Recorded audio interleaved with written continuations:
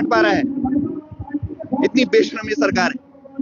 और उससे बेशरम वो विधायक जो सदन में उठ के कह रहे हैं, लोकतंत्र के उस पवित्र सदन में, कि 6 लोगों की मृत्यु हो गई, वो शराब लेने के लिए दूर जाते थे। मैंने सोचा यहाँ पे खोल दूं तो नजदीक हो जाएगी। ये कोई बात होती है? एक मंत्री जो चुनाव जीतने के लिए ये बोल देते हैं कि मैं तो बिहार का हूं। समझ रहे हैं आप?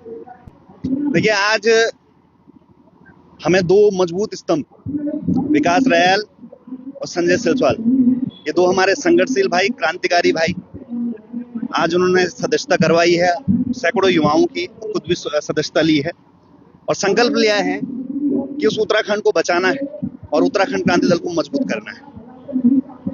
जितने भी उत्तराखंड के हितैषी, जो चाहे अंकिता भंडारी की आवाज बने हों, मूल निवास भू कानून की आवाज बने हों, पेपर लीक जब हुआ था युवाओं का तो उसमें आवाज बने हों, वो लोग निरंतर उत्तराखंड क्रांति दल में जुड़ रहे हैं। उत्तराखंड क्रांति दल हर दिन मजबूत हो रहा है। वो दिन दूर नहीं है जब हम इस प्रदेश को दिशा निर्धारण करेंगे, जब हमारे लोग, संघर्षशील जो युवा है, ये सदन में पहुंचेंगे और इस प्रदेश का भविष्य तय करेंगे। इस कार्यक्रम से दल को बहुत मजबूती मिली है, नौजवानों में एक उमंग है, हौसला है और एक प्रदेश की रूपरेखा बदलने में यूकेडी एक समन्वय बनाते हुए आगे चल रही है, जिसमें हमारे जो वयोवृद्ध हैं, जो संरक्षक मंडल के जो हमारे लोग हैं, जो केंद्रीय पदाधिकारी के लोग हैं और महिला प्रकोष्ठ के लोग, जो लोग हैं, चाहे युवा प्रकोष्ठ के हों, सैनिक प्रकोष्ठ के, सभी वर्गों को साथ लेकर उत्तराखंड क्रांति दल आगे बढ़ रहा है और बड़ी संख्या में महिलाएं जुड़ रही हैं, बड़ी संख्या में युवा जुड़ रहे हैं, सैनिक जुड़ रहे हैं। ये बहुत अच्छे संकेत हैं। और जिन्होंने कभी जीवन में कोई पार्टी ज्वाइन नहीं की, कई लोग थे ऐसे जो प्रधान रहे या नगर पालिका अध्यक्ष रहे या जिला पंचायत रहे, कोई पार्टी ज्वाइन नहीं की क्योंकि उनको उनकी विचारधारा मिली नहीं। वो लोग अब उत्तराखंड से जुड़ रहे हैं। कई आज एक जिला पंचायत है, उन्होंने भी सदस्यता ली है और बहुत जल्द कॉलेजेस में भी उत्तराखंड स्टूडेंट फेडरेशन वो अपना परचम लहराते हुए आपको मिलेंगे। जय पहाड़ जय पहाड़ी का नारा देते हैं, कई लोगों को ये रास नहीं आता है, क्या कहेंगे इस बारे में? उन लोगों को मेरी वीडियो पूरी देखनी चाहिए।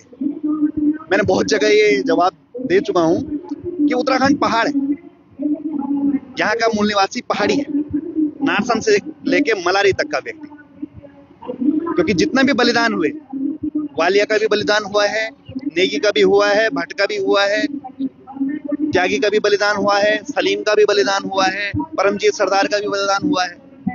इतने लोग पहाड़ी राज्य के लिए खत्म हुए, अपने आप को पहाड़ी तो स्वीकारा, तो हम इन्हीं मूल निवासियों के लिए लड़ाई लड़ रहे हैं। हमारी लड़ाई इनके अधिकारों के लिए, कि एम्स में अगर कल को आपकी तबीयत खराब हो तो आपको बेड मिले, ये नहीं कि वहां पहले से कोई अन्य राज्य का सीट फुल करके बैठा हो।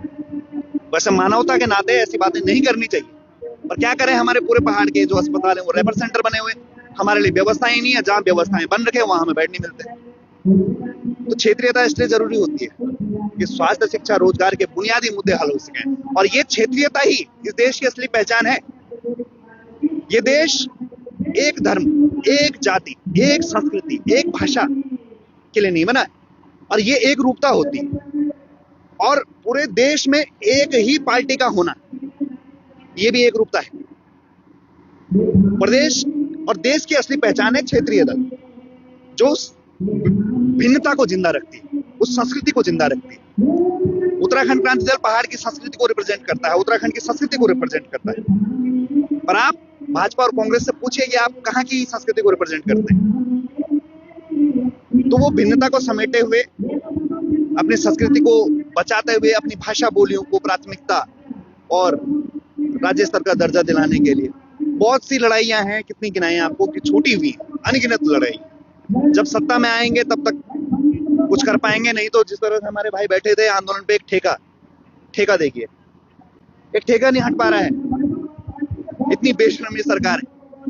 और उससे बेशरम वो विधायक जो सदन में उठ के कह रहे हैं, लोकतंत्र के उस पवित्र सदन में, कि 6 लोगों की मृत्यु हो गई, वो शराब लेने के लिए दूर जाते थे। मैंने सोचा यहाँ पे खोल दूं तो नजदीक हो जाएगी। ये कोई बात होती है? एक मंत्री जो चुनाव जीतने के लिए ये बोल देते हैं कि मैं तो बिहार का हूं। समझ रहे हैं आप?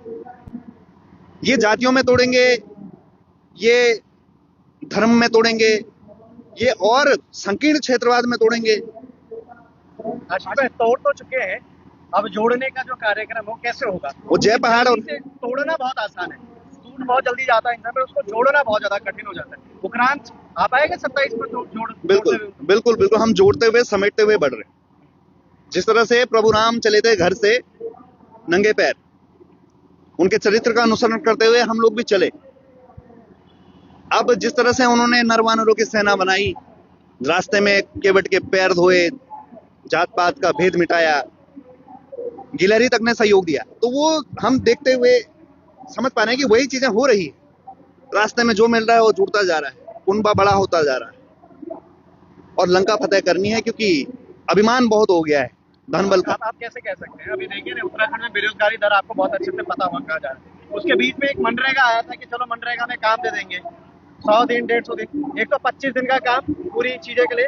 ई ग्राम करके अब एक दोबारा से आया है, यानी कि दोबारा से राम जी के नाम पर रोजगार देंगे। फिर जो युवा होगा उसका फिर भरोसा जाएगा कि नहीं, अब तो हमें रोजगार मिल चुका है, हमें ये पार्टी सशक्त करनी और ऊंचा बनानी है, और ऊंचा उठाना है। तो फिर उपरांत में पीछे देखो, मनरेगा ऐसी विफलता है कि जो पहाड़ी जिसके पास पानी का सोर्स है, एक बोतल 20 रुपए की, वो पानी बह रहा है हमारा, ठीक है।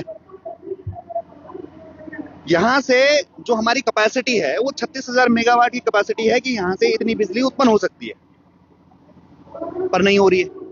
हो रही है तो उस पर यूपी का अधिकार है, अन्य राज्यों का अधिकार है, ठीक है। जिन पहाड़ियों पे पानी है, ऑयल के लिए जंग हुई थी ना, बैटरी आई, रिप्लेसमेंट आया, तो वो ऑयल की जंग जो है खत्म होगी। अगली लड़ाई ही पानी के लिए होनी है, और सबसे ज्यादा देश का नहीं, अंतरराष्ट्रीय स्तर पे पानी का भंडार है उत्तराखंड, और उस पानी पे हमें रोजगार नहीं। किस पानी की, जो हर घर नल हर घर जल की बात? मैं वही तो कह रहा हूं, हमारे पास स्रोत हैं। अब उन पहाड़ियों को जो साधन संपन्न है, जिन पे पानी है, जिस पानी से बिजली बन रही है, जिनके पास जंगल में इतनी वनस्पतियां हैं, जड़ी बूटियां हैं, उनको बोल रहे हैं कि 250 रुपए में पत्थर फोड़ो, और वो रोजगार है। 250 रुपए में एक तेल की बोतल भी नहीं आती है, और वो पहाड़ी समाज पत्थर फोड़ता है, 250 रुपए करके इकट्ठा करता है। फिर एक दिन जब तबीयत खराब होती है तो 10,000 की गाड़ी बुक करता है, और फिर यहाँ अस्पताल में धक्के खाता है। तो ये तो पहाड़ी समाज समझेगा ना, ये 250 रुपए हमारा रोजगार थोड़ा ना हो सकता है। पक्का रोजगार दे दो तुम हरियाणा वाले को।